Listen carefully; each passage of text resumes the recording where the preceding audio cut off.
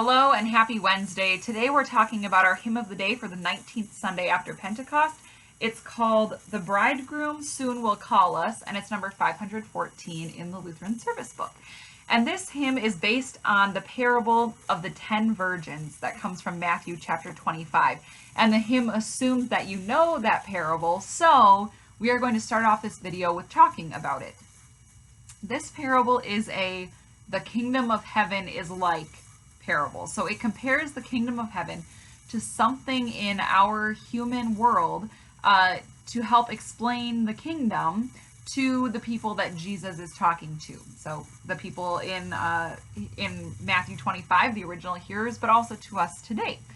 So in this parable, the 10 virgins are going out with their lamps to meet a bridegroom for a marriage feast. And this is how Jewish weddings worked. The bridegroom would come to collect his bride and her friends, I suppose, sort of like early version of our bridesmaids, right?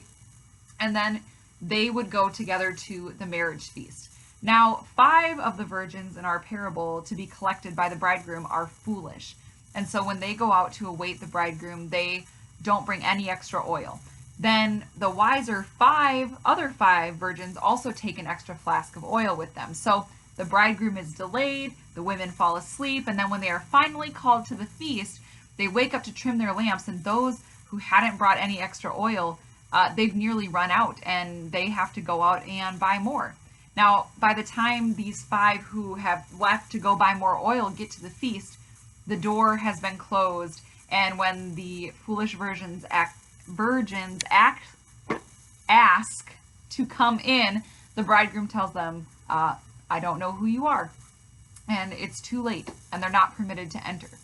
So you've probably heard this parable before, but we got to make sure, right, before we get into the hymn. So the bridegroom is Christ. This is a common picture of Christ and his church, the bridegroom and the bride. The bridegroom is Christ, and the virgins are the people who are part of the church on earth.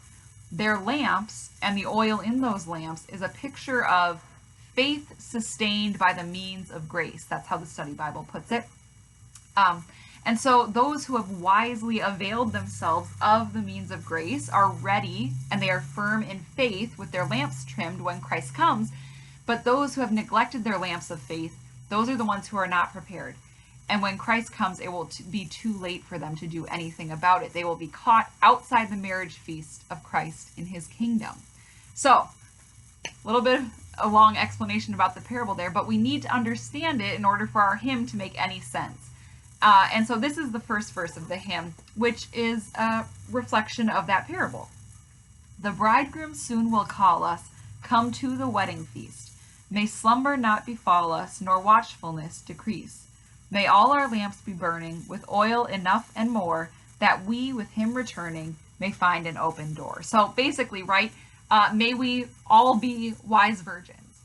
And so this parable is a warning, right? Sounds like a warning. It is a warning. Jesus actually ends the passage from Matthew 25 by saying, watch therefore, for you know neither the day nor the hour, talking about that time when Christ returns. So then we might expect the hymn based on the passage to also be a warning for us, but that's not the case. We have one of our 4 verses that talks about that parable of warning, but then the next 3 verses for us are all pure gospel. The rest of the hymn tells us what those people who have kept their lamps trimmed and burning and ready will find on the other side of that open door when they get there to the marriage feast, right, to heaven.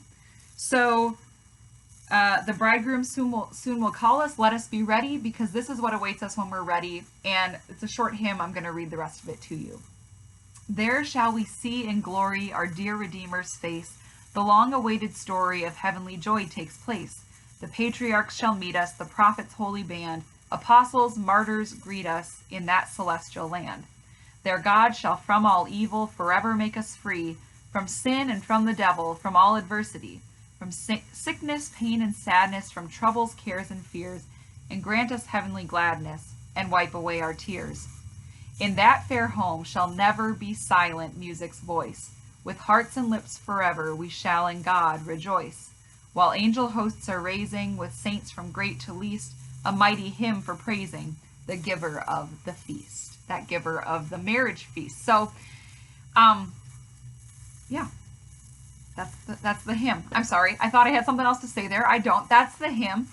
One verse that reflects that parable, and then 3 verses that tell us the great joy that awaits those who are prepared on the day when Christ returns.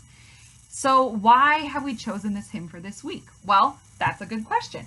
At first, I thought, when I heard the title of the hymn, not very familiar with this hymn, so I wasn't sure what the rest of the words were going to be, and I thought it made perfect sense because we have a kingdom of heaven / bridegroom parable for our gospel reading for this week. But it's the one it's one of the ones that's earlier in Matthew. It's from Matthew chapter 21, and it has servants and guests with a lot of excuses instead of virgins. So it's a different parable, but the good news for us is still the same at the end of either of those parables, right? When Jesus comes and catches us ready for the feast, we will be in store for an eternity of heavenly celebration, and thanks be to God for that. So there you go. That's our hymn of the day. You can see it's called an end times hymn at the top of the page there. That's exactly what it talks about, what's going to happen on that last day. Uses some language, of course, from our parable, but also from Revelation, which ties in nicely to the Bible study that Pastor has been doing on Tuesday mornings here. But I hope you guys learned something. Thank you for sticking around and watching, and we'll see you next time. Bye.